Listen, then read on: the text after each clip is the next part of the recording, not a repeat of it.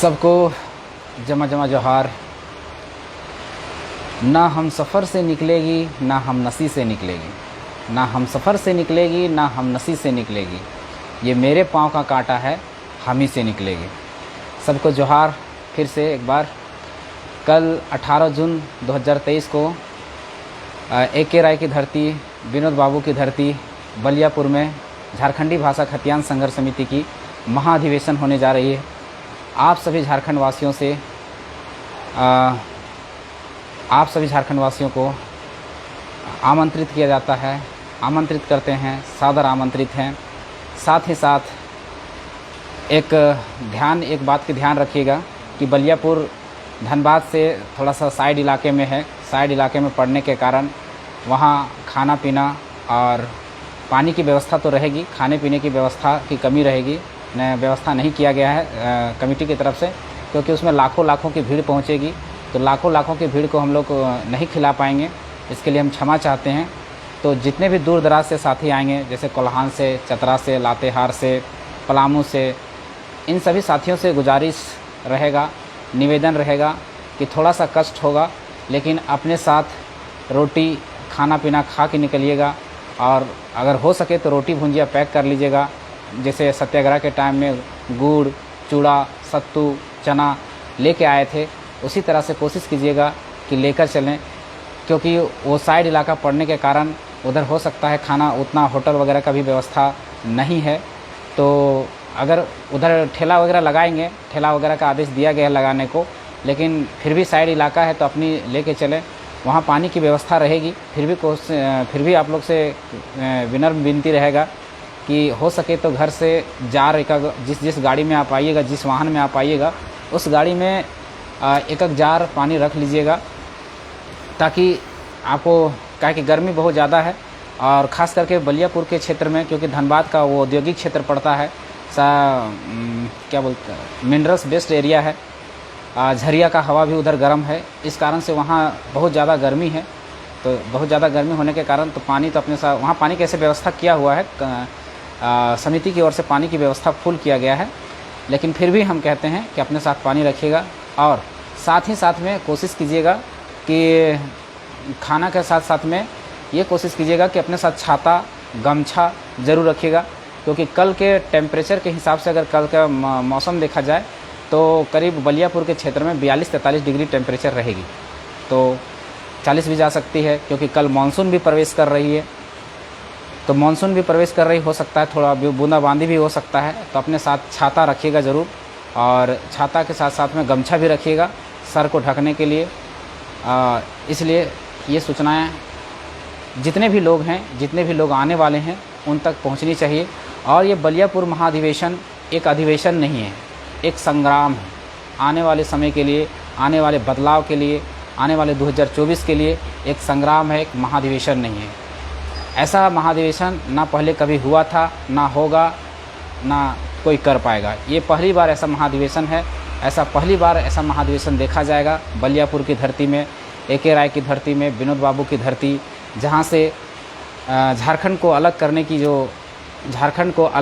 जो एक उलगुलान चला था, एक विद्रोह की शुरुआत हुई थी। फिर से वही विद्रोह, फिर से वही उलगुलान, फिर से वही माटी, फिर से वहीं से शुरुआत हो रही है। झारखंड को नव निर्माण करने की, झारखंड को सजाने की, संवारने की, समेटने की ये कोशिश है। इस कोशिश में अगर आप सभी का समर्थन, धैर्य आप साथ देंगे तो ज़रूर हम लोग एक दिन कामयाब होंगे। हमारी जो नीतियाँ थी, जो 21 नीतियाँ हैं, 21वीं सदी में जो हमारी 21 नीतियों की मांग है, वो आप लोग के समर्थन से, आप लोग के सहयोग से ज़रूर पूरा होगा। इसके लिए आप लोग को थोड़ा धैर्य बनाए रखना पड़ेगा। और साथ ही साथ आप लोग का ओमान से, कतर से, मलेशिया से, दुबई से, मॉरिशस से जितने भी साथियों ने आर्थिक रूप से सहयोग किया, तन मन से सहयोग किया, उन साथियों को आभार, कोटि धन्यवाद। हम लोग को अंदाज़ा नहीं था। हम लोग जब आंदोलन की शुरुआत, जब हम लोग महाधिवेशन के बारे में सोचे और जब हमारे दिमाग में खर्चों के बारे में जब आया, बायोलॉजी तैयार करने के बाद पता चला खर्च के लिए, तो हमें अंदाज़ा नहीं था कि हमारे पास कहाँ से आएंगे। लेकिन हमारे झारखंडी भाइयों का, प्रवासी मज़दूरों का जो प्रेम, अपने माटी के प्रति और झारखंडियों को जो अपने माटी के प्रति जो प्रेम दिखा है, शायद सदियों पहले कभी विनोद बाबू के टाइम में, कभी निर्मल दा के टाइम में, कभी ए.के. राय के टाइम में देखने को मिलता था। आज वही प्रेम फिर से देखने को मिल रहा है। सभी ने बढ़ चढ़कर आर्थिक मदद किया, आर्थिक सहयोग कर रहे हैं, अभी तक कर ही रहे हैं। तो आप लोग को कोटि कोटि धन्यवाद फिर से एक बार करते हैं, कोटि कोटि आभार करते हैं आप सभी साथियों का, आप सभी प्रवासी मजदूरों का। हम आप लोग की पीड़ा समझ सकते हैं, हम झारखंडी आपकी पीड़ा समझ सकते हैं कि बाहर में कितने दर दर की ठोकरें खाने पड़ती है। हम आखिर बाहर पलायन क्यों कर रहे हैं, हम आपकी दर्द को, हम आपकी पीड़ा को एकदम समझ सकते हैं। आप चाहते हैं कि झारखंड में बदलाव हो, जिस तरह से हम दर दर की ठोकरें विदेश में आके खा रहे हैं, उस तरह से आने वाला पीढ़ी, आने वाला भविष्य उस दर दर की ठोकरें ना खाए। इसलिए आप लोगों ने बढ़ चढ़कर सहयोग कर रहे हैं कि हमारा भविष्य घर में रहे, सुरक्षित रहे, वहीं कोई छोटा रोजगार करे, नौकरी करे, व्यापार करे, लेकिन झारखंड में ही करे, झारखंड की माटी सुरक्षित रहे। इस प्रेम को देखते हुए आप लोगों ने मस्कट से, ओमान से, मतलब जितने भी गल्फ़ कंट्री से जितने भी प्रवासी मजदूर थे, मुंबई से, दिल्ली से, हैदराबाद से, सभी साथियों ने बहुत ही सहयोग किया, बहुत ही बढ़ चढ़ कर सहयोग हुआ। अब हमारी मनोबल और भी बढ़ गई है, इतना बढ़ गई कि अब हम लोग, जब तक हमारे झारखंड का नव निर्माण नहीं होगा तब तक हम लोग इस लड़ाई को छोड़ने वाले नहीं हैं। क्योंकि जब हमारे साथी हमारे साथ खड़ा है तो फिर हमको किस बात की कमी है, हमें किस बात की दुख है। इतने साथियों ने एक, कल की मैं कुछ किस्सा सुनाता हूँ, उस व्यक्ति का मैं नाम नहीं लूँगा, लेकिन किसी व्यक्ति ने हमें कॉल किया अनजान नंबर से, बोला दादा ये नंबर सही है। हमने कहा हाँ दादा ये नंबर सही है। बोला मैं कुछ सहयोग राशि भेजना चाहता हूँ। उन्होंने हमें सहयोग राशि 50 रुपये के रुपये भेजे। भेजने के बाद उस व्यक्ति ने हमें कॉल किया और बोला कि दादा मैं विकलांग हूँ, और विकलांग का कैटेगरी ये है कि मैं 60% तक विकलांग हूँ, लेकिन दादा मैं इतना ही सहयोग कर सकता हूँ। हमने उनको आभार प्रकट किया, धन्यवाद दिया, और उन्होंने एक आशा जताई, एक इच्छा जताई। उन्होंने कहा कि दादा ये 50 रुपये हमारी क्षमता थी, हम इतना ही सहयोग कर पाएंगे। इस आशा और इस उम्मीद से हम सहयोग किए हैं दादा कि आने वाला समय में हमारी पीढ़ी, हमारा जो बच्चा है, हमारी आने वाली पीढ़ी जो होगी, वो दादा घर में रहना चाहिए, वो सकुशल रहना चाहिए, सुरक्षित रहना चाहिए। और झारखंड में उसको जितनी भी सुविधाएं हैं, इतना धन संपदा होने के बाद, खनिज संपदा होने के बाद, उसको यहीं पर रोज़गार, यहीं पर स्वास्थ्य, यहीं पर शिक्षा मिले। यही हमारा उम्मीद है दादा, झारखंड का नव निर्माण होगा। इसी आशा और इसी उम्मीद के साथ हम ये 50 रुपये आपको दान दे रहे हैं दादा। अगर आप लोग से उम्मीद है, एक उम्मीद जगी है, एक आशा जगी है, एक आशा की किरण उभर कर आप लोग आए हैं। हमें उम्मीद है कि बदलाव होगा और झारखंड का नव निर्माण होगा दादा। बहुत उम्मीद है आप लोगों से। हमारे आंखों में एक तरह से आंसू आ गए थे उसकी बातों को सुनकर। कितना लोगों की भरोसा है, कितना उम्मीद है, कितना विश्वास है, कितना अगाध प्रेम है इस माटी के प्रति, कि लोग, हर कोई यहाँ शोषित है, हर कोई यहाँ पीड़ित है, हर कोई यहाँ वंचित है। इसलिए लोग बढ़ चढ़ कर ले रहे हैं। सभी को लग रहा है कि झारखंड का अब नव निर्माण होगा। झारखंड एक नए नव निर्माण की सपना देख रहा है। एक इस उलगुलान के तहत, इस विद्रोह के तहत एक आशा की किरण है कि झारखंड अब किसी ऐसे राह पे जाएगी जहाँ पर सभी को वो चीज़ें, जो शोषित है, जो पीड़ित है, जो वंचित है, उनको न्याय मिलेगा, और जो शिक्षा के हकदार हैं उनको शिक्षा मिलेगा, जो स्वास्थ्य के हकदार हैं उनको स्वास्थ्य मिलेगा, जो रोज़गार के हकदार हैं उनको रोज़गार मिलेगा।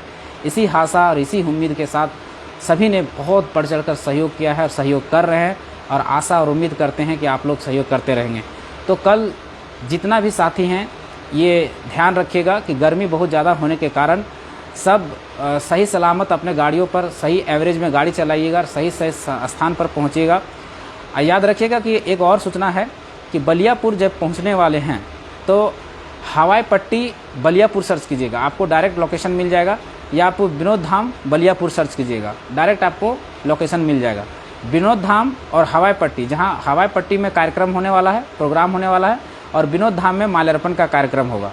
तो जो भी साथी हैं, विनोद धाम और हवाई पट्टी का दूरी मात्र 1 से 1.5 किलोमीटर की दूरी है, तो ज़्यादा दूरी नहीं है। तो हवाई पट्टी और बलियापुर, विनोद धाम सर्च कर सकते हैं।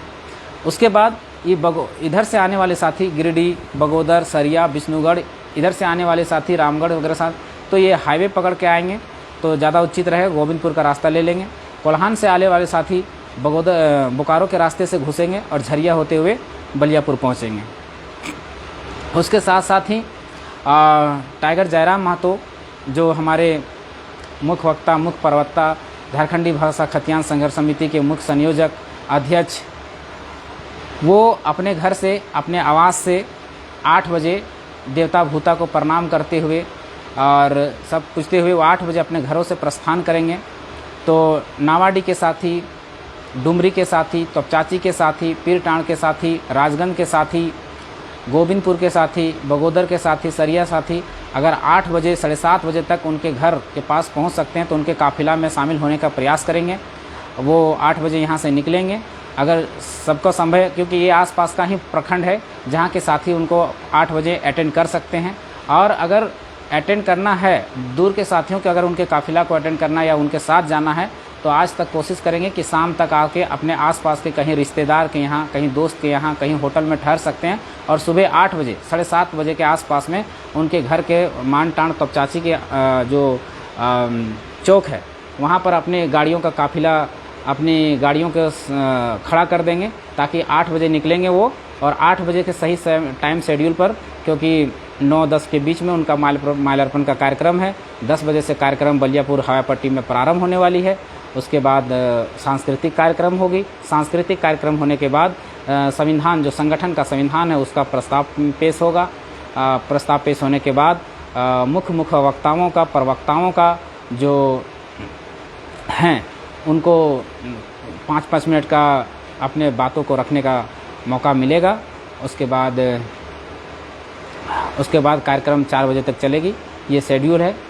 तो सभी साथी को एक बार फिर से जोहार करते हैं और सभी साथियों से विनम्र प्रार्थना करते हैं कि आइए, कल महाधिवेशन को देखने वाला एक ऐसा महाधिवेशन है, सभी पार्टियां महाधिवेशन करती है लेकिन उस महाधिवेशन को करने के लिए इन लोगों को भीड़ भुलाने के लिए पैसे देने पड़ते हैं। और एक ऐसा महाधिवेशन है, ये एक ऐसा महाधिवेशन है जहां लोग पैसे देकर उस महाधिवेशन में भाग लेने जा रहे हैं। सोचने वाली विषय है कि झारखंड क्या चाह रहा है, झारखंड की मंशा क्या, झारखंड के लोगों की मंशा क्या है, झारखंड के लोग क्या चाह रहे हैं, समझने वाला विषय है। बड़ी बड़ी पार्टियां हैं, बीजेपी है, कांग्रेस है, जेएमएम है, आसू है, सभी पार्टियां महाधिवेशन करती है। उस महाधिवेशन में लोगों को पैसे देके, गाड़ी देके, खाना देके बुलाना पड़ता है और यहाँ लोग पैसे देकर, अपना खर्च करके, अपना तन मन धन लगाकर जाना चाह रहे हैं, इच्छुक हैं। तो समझिए ये संकेत आने वाले 2024 का एक संकेत है कि 2024 बहुत बड़े बदलाव की ओर है, बहुत बड़ा उलगुलान चाहता है। तो ये संकेत है आने वाले समय के लिए। उसके बाद सभी पार्टियों के अपना सोशल मीडिया प्रभारी होते हैं, लेकिन हमारा सोशल मीडिया प्रभारी ना होते हुए भी देखिए हजारों लड़के आज हमारे सोशल मीडिया प्रभारी के रूप में काम कर रहे हैं। तीसरा सवाल ये है कि सभी लोग प्रश्न खड़ा करते हैं, सभी पार्टियां प्रश्न खड़ा करती हैं, आरोप प्रत्यारोप हम पर लगते रहते हैं कि इन लोगों को फंडिंग कौन कर रहा है। तो आज सोशल मीडिया के माध्यम से पता चल गया होगा कि फंडिंग कौन कर रहा है। आम जनता कर रही है, जिन्होंने 1 रुपया, हमारे अकाउंट में मिनिमम 1 रुपया तक फंडिंग आया है, 5 रुपया आए हैं, 10 रुपया आए हैं। ये वो फंडिंग नहीं है, वो भावना है, वो प्रेम है, अपने माटी के प्रति प्रेम है, समझने वाले विषय है। तो ये इन पार्टियों को जो आरोप लगाते हैं कि फंडिंग कौन कर रहा है, कोई कहता है कि बीजेपी फंडिंग कर, जेएमएम वाले कहते हैं कि बीजेपी फंडिंग कर रहा है, बीजेपी वाले कहते हैं कि जेएमएम फंडिंग कर रहा है, आसू वाले, जेएमएम वाले सब आरोप लगाते हैं कि ये फंडिंग कर रहा है, वो फंडिंग कर रहा है। तो आज सभी को पता चल जाना चाहिए कि हमें फंडिंग कौन कर रहा है। हमें फंडिंग आम जनता कर रही, कि आम जनता को लग रहा है कि झारखंड का अब नवनिर्माण होगा। और एक सवाल और उठता है कि जयराम महतो के आगे पीछे जो गाड़ियाँ चलती है, जो काफिला चलती है, वो पार्टियों का फंडिंग के वजह से उसके तेल, उसके गाड़ी कार्यकर्ता पहुँचते हैं और उनकी काफिला होती है। तो कल देखिएगा आज काफिला किनका रहेगा। सभी व्यक्तिगत रूप से, सभी इच्छा से, अपनी इच्छा से, सबके आज के डेट में किनके घर में 4 व्हीलर नहीं है, सब अपनी इच्छा से जाएंगे, अपना तेल, अपना सब कुछ जला के, अपना पैसा, अपना तन, अपना मन, अपना धन लगा कर उनके काफिले के पीछे जाएंगे। तो कल भी पता चल जाएगा। फंडिंग का तो पता चल गया कि फंडिंग कौन कर रहा है, खुले तौर पर आज सोशल मीडिया में है। कहाँ से फंडिंग हो रहा है, मस्कट से, मलेशिया से, कुवैत से, दुबई से, कहाँ से फंडिंग हो रहा है, ये तो पता चल गया होगा। तो आने वाले समय में ये भी पता चल जाएगा कि काफिला कहाँ से आती है, वो भी पता चल जाएगा, उसका वो भी उत्तर मिल जाएगा। हम लोग किसी का उत्तर नहीं देते, यही हमारा खासियत है। हम लोग अपने काम पे विश्वास करते हैं, हमारा कर्तव्य है कार्य करना, हम काम करते जाते हैं, उत्तर अपने आप मिल जाएगा। और उत्तर हम नहीं देते, हमारे बहुत सारे साथीगण हैं, हमारे क्रांतिकारी आंदोलनकारी साथी लोग हैं, वो लोग आपको उत्तर देंगे कि हमें फंडिंग कौन करता। हम अपना काम पे विश्वास करते हैं, हम लोग अपना काम पे विश्वास करते हैं कि हम लोग काम करेंगे, अपने आप उत्तर मिलता चला जाएगा। हम लोग काम पे विश्वास रखते हैं, आज भी, कल भी वही थे, आज भी वही हैं। हम लोग सोशल मीडिया में कभी प्रहार नहीं करते किसी पर, हम लोग अपना मेहनत पर, अपना काम पर, हम लोग का जो सपना है कि झारखंड का नवनिर्माण हो। नवनिर्माण कहने का मतलब, नवनिर्माण का मतलब यही है, जिस उद्देश्य से झारखंड अलग हुआ था कि यहाँ के लोगों को सबसे अच्छे क्वालिटी का शिक्षा मिले, स्वास्थ्य मिले, रोज़गार मिले और स्थानीय नीति परिभाषित हो, झारखंडी परिभाषित हो, स्थानीय नीति बने, नियोजन नीति बने, विस्थापन नीति बने, खनन नीति बने, उद्योग नीति बने, शिक्षा नीति बने, कृषि नीति बने। इन्हीं नीतियों को लेकर, इन्हीं मांगों को लेकर हम ये झारखंडी भाषा खतियान संघर्ष समिति संघर्ष रही है और आगे भी संघर्ष इसका जारी रहेगा। जब तक प्राणों में, जब तक शरीर में जान है और जब तक हम जिंदा हैं, इन्हीं नीतियों के लिए लड़ते रहेंगे। कभी कोई भी आरोप लगा ले, कोई भी आरोप प्रत्यारोप लगा ले, लेकिन हम लोग किसी का उत्तर नहीं देंगे। उत्तर समय देगा, उत्तर लोग देंगे, हम नहीं देंगे। उत्तर जनता देगी, उत्तर हमारे साथी देंगे, हम कभी उत्तर नहीं देंगे। इसलिए उत्तर नहीं देंगे क्योंकि हम लोग काम पे विश्वास करते हैं, हम लोग अपना मेहनत पे विश्वास करते हैं। जब कोई गलत हम लोग है नहीं तो कोई गलत आरोप लगा नहीं सकता है। धन्यवाद, जोहार। सभी साथियों को फिर से एक बार अपील करते हैं, 18 जून को समय 10 बजे दिन रविवार को हवाई पट्टी बलियापुर विनोद धाम में जरूर पधारें, झारखंडी भाषा खतियान संघर्ष समिति के महाधिवेशन में। धन्यवाद।